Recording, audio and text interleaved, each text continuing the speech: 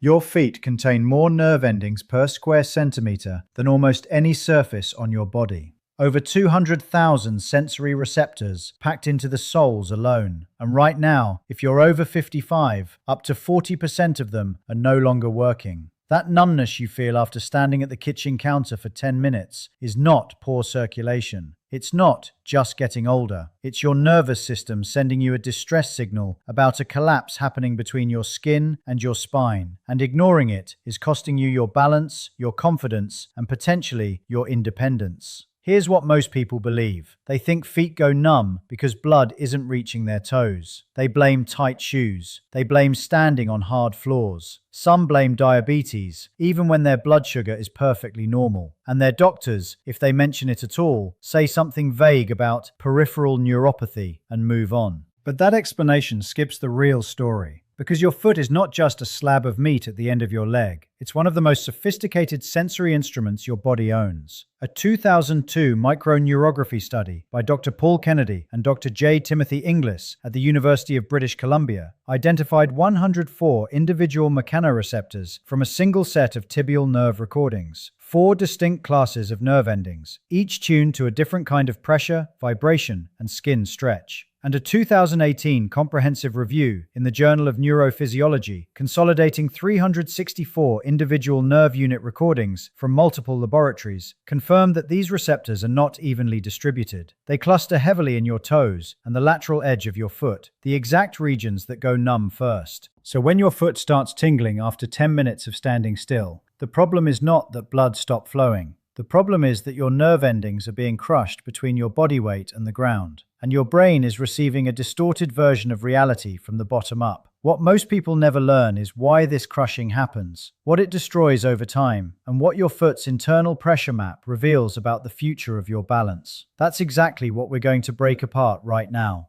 Think of the sole of your foot like a topographical map. Not flat, not uniform. It has peaks and valleys of pressure, hot spots where your body weight concentrates, and dead zones where barely any force lands at all. Researchers call this your plantar pressure distribution, and it has been studied using a technology called Pedobarography, essentially high-resolution pressure sensors embedded in floor plates or shoe insoles that record exactly how many newtons of force hit every square centimeter of your sole. When you walk, this pressure map shifts constantly. Your heel strikes, force rolls forward across your arch, loads your metatarsal heads, those bony knobs behind your toes. Then your big toe pushes off. The whole cycle takes about 600 milliseconds. And during that cycle, no single region of your foot stays loaded for more than a fraction of a second. Your nerves fire, reset, fire, reset. They were designed for intermittent pressure. Now stop walking. Stand still.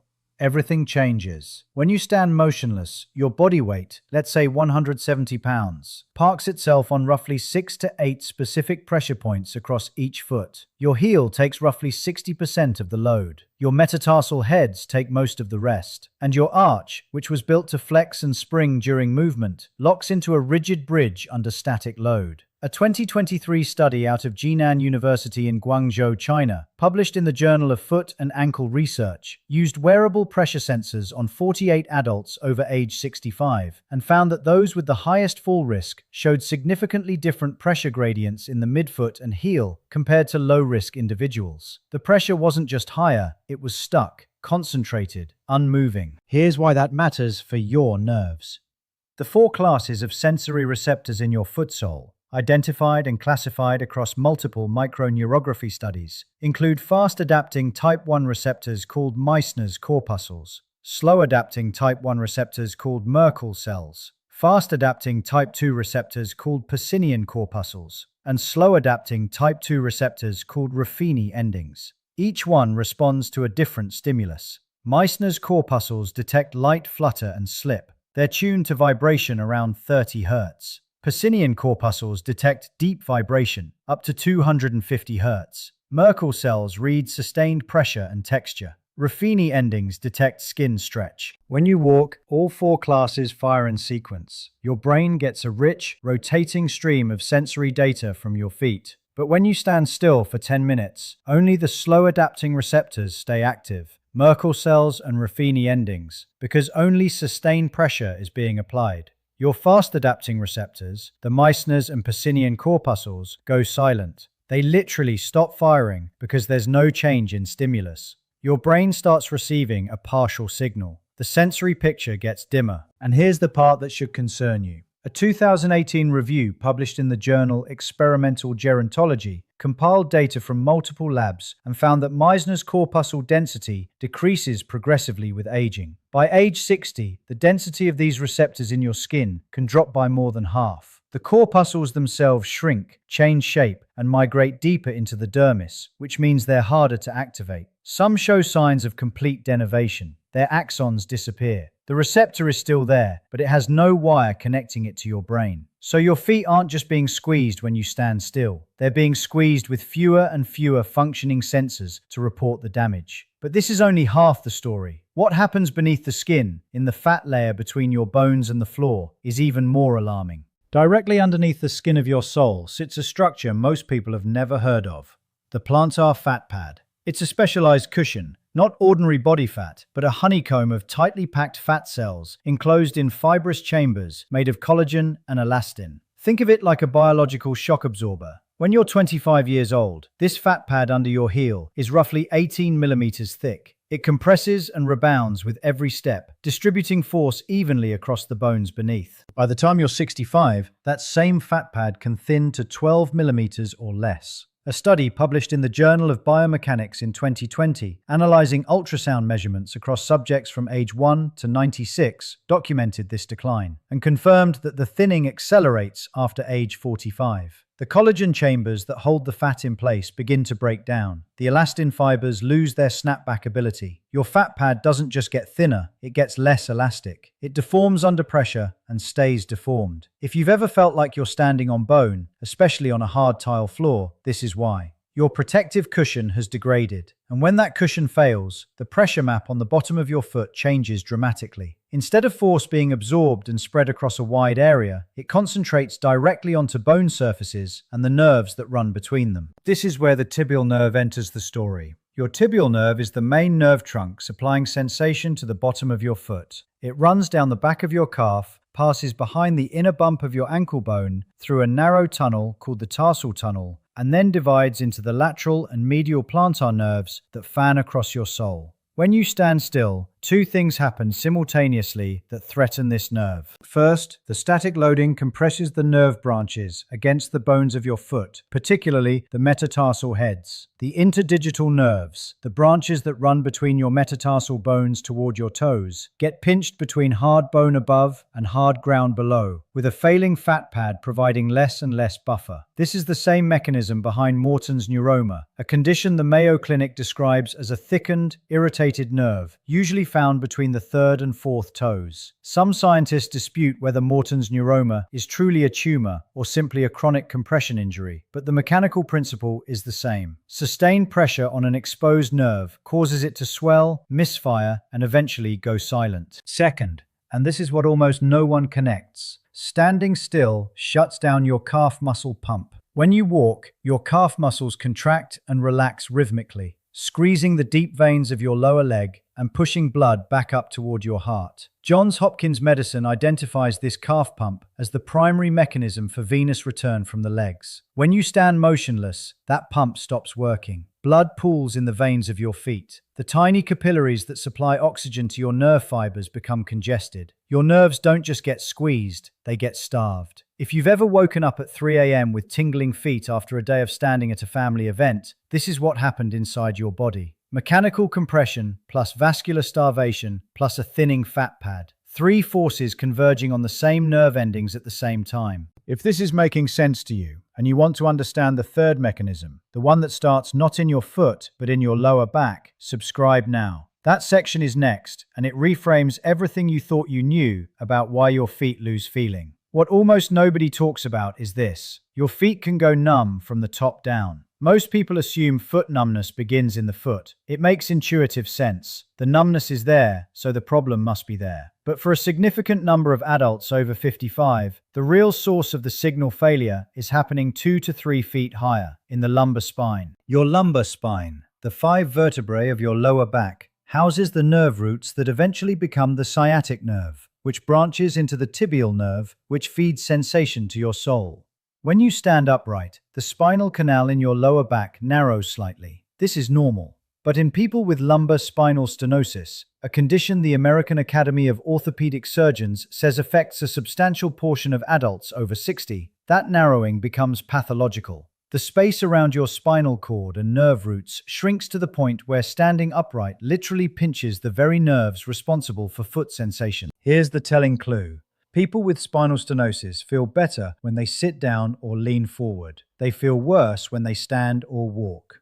The research is still evolving on this, but some clinicians believe that the forward-leaning posture opens the spinal canal by a few millimeters, just enough to relieve the squeeze on nerve roots. This is why you might notice your feet going numb after standing at a counter, but not after sitting at a desk. Same feet, same shoes, different spine position. And your spine isn't the only upstream culprit. The tibial nerve can also be compressed at the tarsal tunnel, the narrow passage behind your ankle bone. Tarsal tunnel syndrome is essentially carpal tunnel syndrome of the foot, and it's worsened by prolonged standing because the soft tissues around the ankle swell with fluid when the calf pump isn't moving blood efficiently. Depending on who you ask, tarsal tunnel syndrome is either underdiagnosed or misdiagnosed, often confused with plantar fasciitis, peripheral neuropathy, or simply bad circulation. Now combine all three levels. Your Meissner's corpuscles and Merkel cells are declining in density. The 2019 study from the University of Oviedo in Spain confirmed a progressive loss of Meissner's corpuscles and reduced expression of the piezo-2 mechanoprotein with aging. Your plantar fat pad is thinning, exposing nerve branches to direct bone-on-ground compression. Your calf pump is inactive during standing, pooling blood and starving nerves of oxygen. And your lumbar spine or tarsal tunnel may be adding a fourth layer of compression from above. That's not one problem, that's four systems failing simultaneously. And your body's only way to tell you is a tingle in your toes that most people dismiss as nothing. Read that again. 4 separate mechanisms: sensory receptor loss, fat pad degradation, vascular pooling, and spinal or tunnel compression, all converging on the same 10-minute window of standing still. Your feet have been sending you a message. You just didn't know how to read the pressure map. So the question becomes, if your body has this built-in vulnerability, what can you actually do about it? Here is a 5-step protocol designed to address each of the 4 mechanisms we just covered. These are not generic tips. Each step targets a specific failure point in the chain between your spine and your soul. Step 1.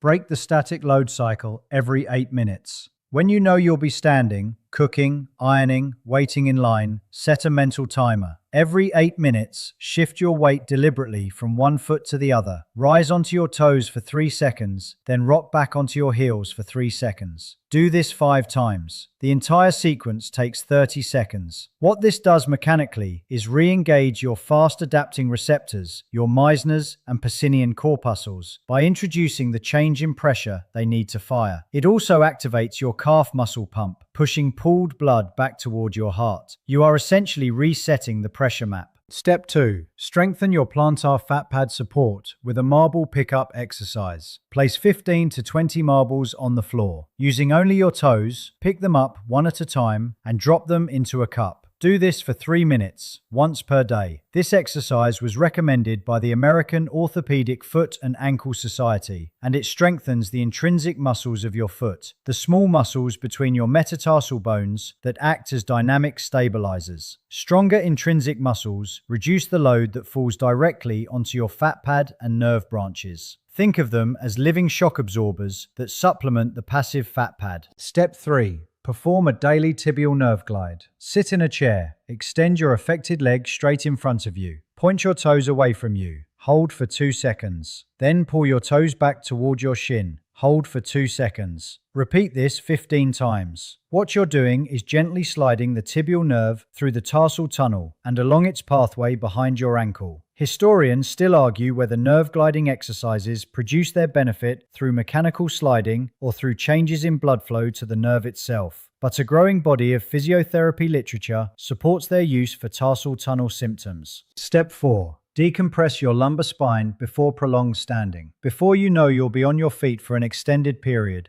Lie on your back with your knees bent and pulled toward your chest. Hold for 60 seconds. This flexion position opens the lumbar spinal canal, the same mechanism that explains why sitting feels better than standing for people with stenosis. Dr. Karen Gravar-Silbernagel at the University of Delaware has published extensively on the relationship between lower limb nerve health and mechanical loading patterns, and the principle here is straightforward. If you pre-open the canal before loading it, you buy your nerve roots extra clearance. Step 5. Stimulate your soul's sensory receptors with textured surfaces. Stand barefoot on a textured mat, one with raised bumps or ridges, for 2 minutes each morning. Research into sensory augmentation insoles, reviewed in the 2018 Journal of Neurophysiology analysis of foot-sole innovation, found that enhanced tactile input can improve balance control in older adults by boosting the signal from surviving mechanoreceptors. You're not growing new nerve endings, you're turning up the volume on the ones you still have. If even one of these steps was new to you, hit like. It tells the algorithm to show this to more people who need it, and most of them do. Here's what this comes down to. Your foot is not a dead platform. It is a living sensor, arguably the most underappreciated sensory organ in your entire body. It contains 4 classes of nerve endings, each one engineered over millions of years to give your brain a precise, constantly updating map of the ground beneath you. And that map is what keeps you upright. That map is what keeps you from falling. That map is what keeps you independent. When your feet go numb after standing for 10 minutes, your body is not being dramatic. It's reporting a mechanical failure, a real, measurable collapse in the signal chain between your soul and your brain.